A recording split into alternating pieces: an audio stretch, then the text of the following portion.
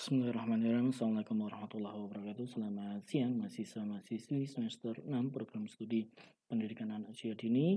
Hari ini adalah mata kuliah statistik pendidikan di mana kemarin kita sudah membahas tentang penyajian data secara grafik. Nah, secara grafik kita sudah menyajikan ketika kita memiliki sebuah data. Nah, kita bisa menampilkan secara grafik seperti yang kita bahas kemarin, seperti poligon, seperti chart, seperti titik atau apa kemarin. Hari ini kita akan membahas tentang penyajian secara numerik. Di sini kita akan belajar bagaimana mengenal distribusi data ataupun biasanya kalau di matematika itu distribusi frekuensi. Nah, di sini saya akan memperkenalkan penyajian data secara numerik. Nah, nanti kalau ini kurang jelas, nanti tak bikinkan untuk materinya dari matematika. Kalau dari matematika biasanya materinya akan continue, bukan continue, maksudnya to the point. Oh, ini loh materinya kayak gini, cara ngitungnya kayak gini, seperti itu. Oke, langsung saja kita mengenal apa itu data numerik. Setelah data numerik kita akan membahas tentang distribusi biasanya. Oke, lanjut saja. Penyajian data secara numerik. Penyajian data secara numerik terdiri dari beberapa macam, yaitu antara lain distribusi data atau disebut juga distribusi frekuensi. Nah, di sini pengaturan penyusuan serta peringkasan data dengan membuat tabel seringkali membantu, khususnya ketika kita bekerja untuk menangani sejumlah data yang besar. Nah, biasanya nanti kalau kalian membuat penelitian atau skripsi, nah, biasanya kalau PAUD nanti biasanya akan mencakup satu kecamatan. Jadi ada beberapa sekolah PAUD nanti akan dibandingkan dengan cara metode pembelajaran si A dengan metode pembelajaran si B, ataupun bisa nanti menggunakan penelitian skripsi dengan menggunakan satu sekolah, asalkan dalam satu sekolah itu ada beberapa kelas. Misal kalau SMP itu kan biasanya ada beberapa kelas, kelas A sampai I misal. Nah, itu bisa digunakan. Tapi kalau ketika dalam satu kelas, satu sekolah itu cuma satu, biasanya akan menggunakan beberapa sekolah di satu kecamatan. Misalnya kalau di desa itu kan ada 3 PAUD.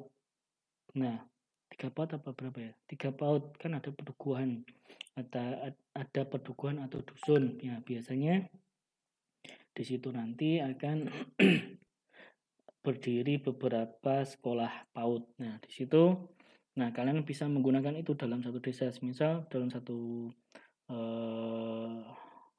desa itu ada 3 sekolah, nanti kalian akan membandingkan 3 sekolah tersebut atau 3 PAUD tersebut dengan cara, oh kalau cara menggunakan ini bagaimana ya, ini bagaimana. Nah, data-data tersebut setelah kalian peroleh, data itu kan entah dari nilai ataupun data dari apa. Kalau kalian menggunakan penelitian kuantitatif, hasil akan menghitung suatu nilai dari hasil belajar dengan metode A, B, dan C. Nah, dari situ kalian akan membandingkan dengan cara apa?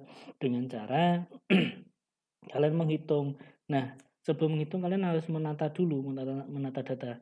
Nah, itu menggunakan apa? Menggunakan distribusi frekuensi. Nah, statistik dasar ini adalah dasar untuk kalian mengenal tentang cara untuk menyajikan data kalian dari hasil penelitian dan untuk menghitung secara sederhana. Oke, lanjut. Tabel berisi daftar nilai data yang mungkin akan berbeda atau baik dalam data tunggal maupun data yang telah dikelompok-kelompokkan, sekaligus nilai frekuensinya. Frekuensi akan menggambarkan banyaknya kejadian atau kemunculan nilai data dan kategori tertentu. Distribusi data yang telah diatur tersebut sering disebut sebagai distribusi frekuensi. Nah, seperti yang di atas tadi sudah dijelaskan, dengan begitu distribusi frekuensi dapat diartikan sebagai daftar sebaran data atau baik data tunggal ataupun data kelompok yang diikuti dengan nilai frekuensinya tentunya, nggih. Nah, maksudnya apa dengan data frekuensi? Jadi ketika nanti yang artinya diikuti dengan nilai frekuensinya. Jadi contohnya data tinggi kelas 1 sampai kelas 5. Nah, kelas 1 tingginya segini, kelas 2 tingginya segini, kelas 3 tingginya segini. Nah, frekuensinya yang mana? Yang frekuensinya adalah banyaknya tinggi kelas 1 dengan tinggi badan 100 dengan tinggi badan 1 meter semisal. Itu ada berapa? Nah, berapanya itu frekuensinya. Selanjutnya, pengelompokan data ke dalam beberapa kelas dimasukkan agar ciri-ciri penting data tersebut dapat segera terlihat. Daftar frekuensi ini akan memberikan gambaran yang khas tentang bagaimana keragaman data. Nah, dari sini sifat keragaman data yang penting untuk diketahui karena dalam pengujian-pengujian statistik selanjutnya kita harus selalu memperhatikan sifat dari keragaman data tersebut. Nah, tanpa memperhatikan sifatnya keragaman data, penarikan suatu kesimpulan pada umumnya tidaklah sah. Sebagai contoh berikut adalah hasil nilai ujian mata kuliah statistik yang diterima oleh 40 mahasiswa. Nah, di sini ada beberapa data, ada 1, 2, 3, 4, 5. Oh iya, sudah. Ini ada 40 data atau 40 data nilai mahasiswa dengan mata kuliah statistik. Nah, di sini ada beberapa nilai 79, 69, 48 sampai dengan yang paling tinggi yaitu berapa? 93. Nah, di sini kalian biasanya kalau di matematika nanti disusun dari data ini biasanya nanti akan disusun dari yang paling kecil sampai yang paling besar. Yang paling kecil ada nilai berapa? Ada nilai 35. Nah, dari 35 sampai 96 biasanya akan diberikan rentang. Jadi nilainya dari 1 sampai 20 misal. Terus 20 sampai 30 sampai 40. Nah, itu adalah frekuensinya di mana ketika data dari 30 sampai 40 ada berapa datanya semisal. Nah, adanya data 1 di mana datanya adalah 35, itu ada rentang. Terus data nilai 50 sampai 70 semisal. Ada berapa? 1, 2, terus 3, 4, 5, seperti itu.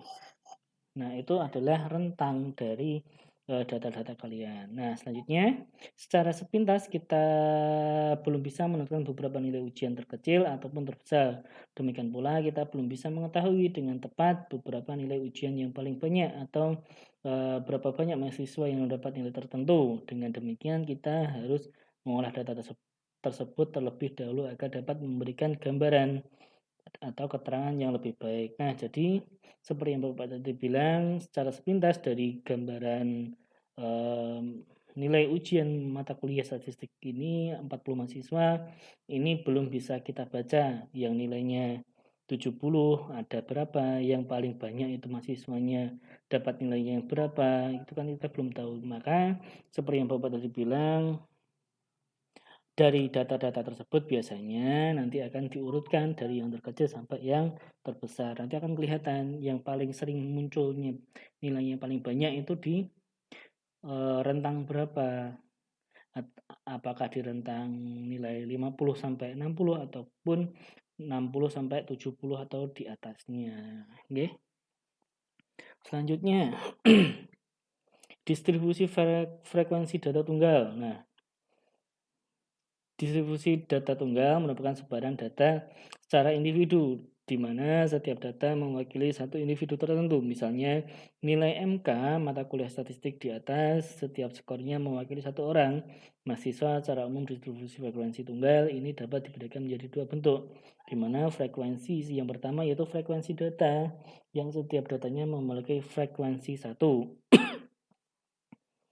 Jika nilai mahasiswa tersebut dibuat menjadi tabel distribusi frekuensi tunggal, maka akan berbentuk sebagai berikut. Nah, nilainya 79 ada 1.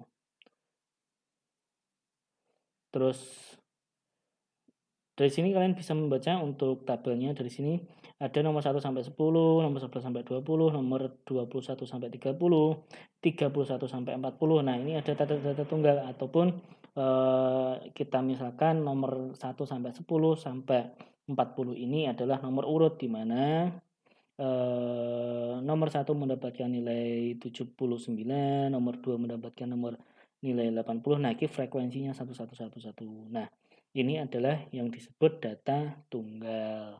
Nah, selanjutnya distribusi frekuensi data yang setiap datanya mewakili frekuensi lebih dari satu. Cara pembuatan tabel distribusi data tunggal yang nilai frekuensinya lebih dari satu dilakukan dengan mengelompokkan skor ke dalam skor yang nilainya sama.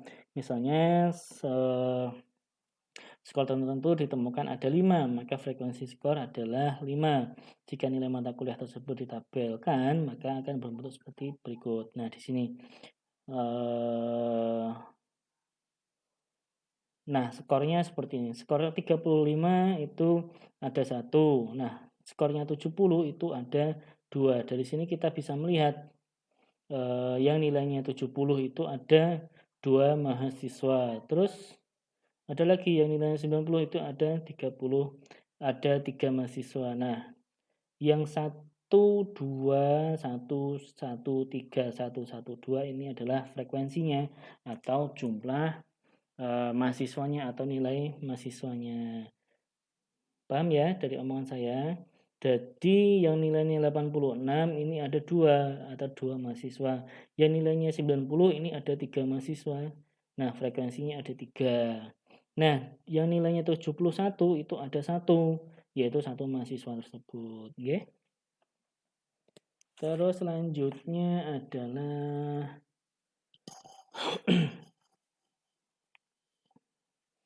distribusi frekuensi data kelompok, di mana tabel distribusi data kelompok adalah salah satu jenis tabel statistik yang di dalamnya disajikan pancaran atau distribusi frekuensi dari data angka. Angka-angka tersebut dikelompokkan dalam setiap unit.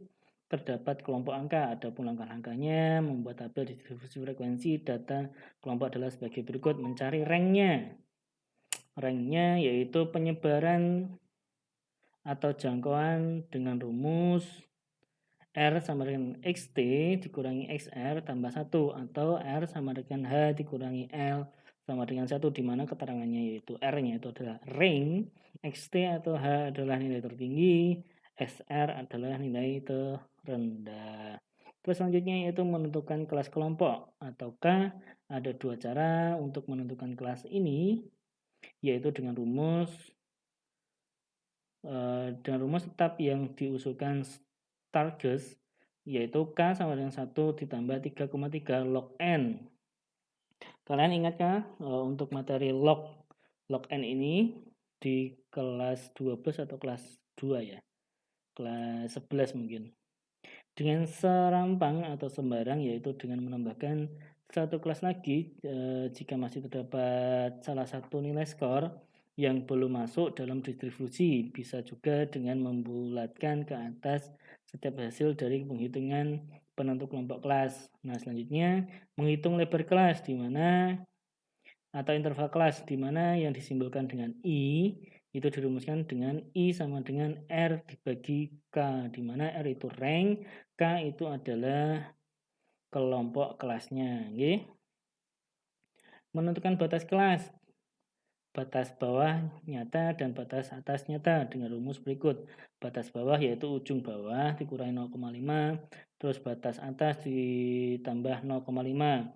Menentukan di tengahnya yaitu dengan simbol XI dengan 3 macam cara, yaitu dengan Titik tengah kelas yaitu 0,5 ditambah batas bawah ditambah batas atas. Jika tengah kelas yaitu 0,5 dikali ujung bawah relatif ditambah ujung atas relatif. Titik tengah kelas yaitu ujung bawah relatif ditambah ujung atas relatif dibagi 2. Nah, membuat tabel distribusi frekuensi hasilnya berdasarkan hasil R, rank, banyak kelas, dan I itu tadi apa? Itu adalah lebar kelasnya. Ya, cara pengisian tabel tersebut adalah pada kolom interval kelas, mulailah dari angka yang paling kecil dari data mentah, kemudian diurutkan sesuai hasil interval, begitu seterusnya ke atas sampai kelas tertentu. Nah, ini dibaca, nanti akan saya contohkan. Dibaca ya, nanti tak berikan materinya. Contoh pembuatan tabel frekuensi. Nah, ini ada data 40 mahasiswa mata kuliah statistik. Ini sembarang, ada sembarang ini. Nah, maka dapat dibuatkan tabel frekuensi data kelompok dengan langkah sebagai berikut. Mencari skor tertinggi dan skor terendah. Jadi nanti ketika mendapatkan data ini biasanya kalian urutkan dulu dari data yang terkecil sampai data yang terbesar. Oke. Nah, kita peroleh di mana nilai yang terkecil yaitu 35, yang tertinggi yaitu 93. Selanjutnya kita akan menentukan nilai ranknya, di mana tadi rumusnya yaitu rank sama dengan H dikurangi L ditambah 1, di mana maka kita peroleh hitung yaitu dari nilai tertinggi dikurangi nilai terendah ditambah 1 yaitu 59. Nah, menentukan kelas atau kelompok dengan rumus K sama dengan 1 ditambah 3,3 log N. Maka kita diperoleh sebagai berikut. N-nya itu apa? N-nya itu banyaknya data. Nah, banyaknya data kalau di atas apa? Banyaknya data mahasiswa yaitu sebanyak 40. Kita masukkan nilai-nilainya sama dengan K sama dengan 1 ditambah 3,3 log 40. Log 40 berapa? 1,602. Nah, kita tambahkan sehingga kita peroleh K sama dengan 6,287. Di mana 6,87 kita bulatkan ke bawah menjadi 6. Kalau kita bulatkan ke atas itu syaratnya yaitu 6,5 berapa gitu kita bulatkan ke atas menjadi 7. Nah, menghitung lebar kelas interval I dengan rumus I sama dengan rank dibagi kelas atau kelompoknya yaitu 59 dibagi 6. Nah, kita peroleh I-nya yaitu 9,833. Kita bulatkan menjadi 10. Nah, membuat tabel distribusi frekuensi dengan kolom-kolom yang dikehendaki, kita membuat yang belum kita hitung yaitu kelas intervalnya. Kolom ini diisi sebanyak 6. 6 karena kita tadi peroleh di sini menentukan kelasnya yaitu 6.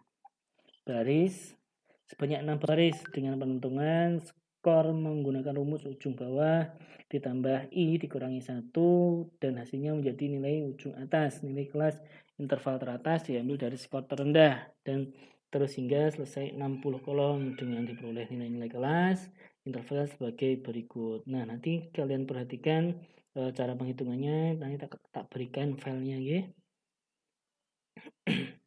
Terus kolom bawah dan kolom batas atas dengan rumus bawah batas bawah yaitu ujung bawah dikurangi 0,5, batas atas yaitu ujung bawah ditambah 0,5. Kolom titik tengah dengan salah satu rumus misalnya titik tengah yaitu 0,5 kali bawah. Nah, batas bawah ditambah batas atas.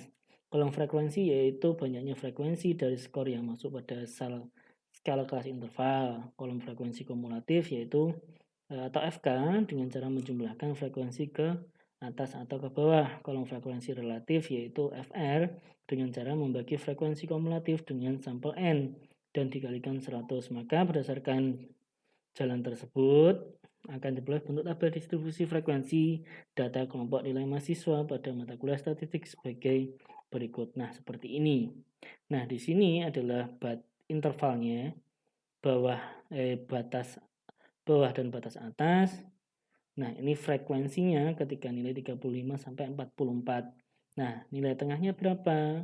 Nilai tengahnya yaitu 39,5. Frekuensi kumulatifnya ada berapa? 5. Frekuensi relatifnya ada 5. Nanti akan saya berikan untuk penghitungan yang lebih penjelasan yang lebih gampang, nanti tak carikan materinya. Nanti kalian baca ini dulu aja biar nanti kalian paham. Nah,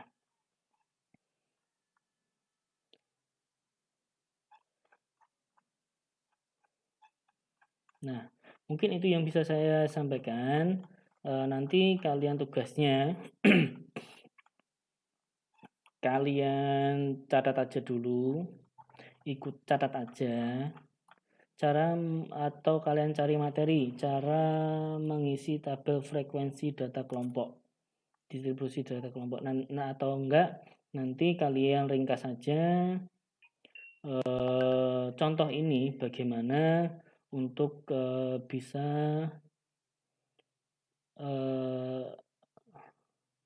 maksudnya dari data ini, data 10 ini kalian coba untuk mengerjakan mengikuti alur-alurnya, alur-alur dari pembuatan tabel distribusi frekuensi ini data kelompok. Kalian pahami dan praktekkan aja. Nah, nanti kalau ketika kalian ada kendala nanti bisa saya bantu ya. Nanti tak carikan lagi untuk materi data distribusi frekuensinya dengan menggunakan materi matematika, nggih. Kalau ada pertanyaan nanti bisa WA saya langsung. Mungkin itu yang bisa saya sampaikan. Jaga selalu kesehatan kalian, tetap belajar. Kalian sudah semester 6, sebentar lagi kalian akan mengambil tugas akhir yaitu skripsi. Nanti biasanya kalian akan menggunakan salah satunya menggunakan ini data-datanya, nggih. Mungkin itu yang bisa saya sampaikan. Saya akhiri. Wassalamualaikum warahmatullahi wabarakatuh.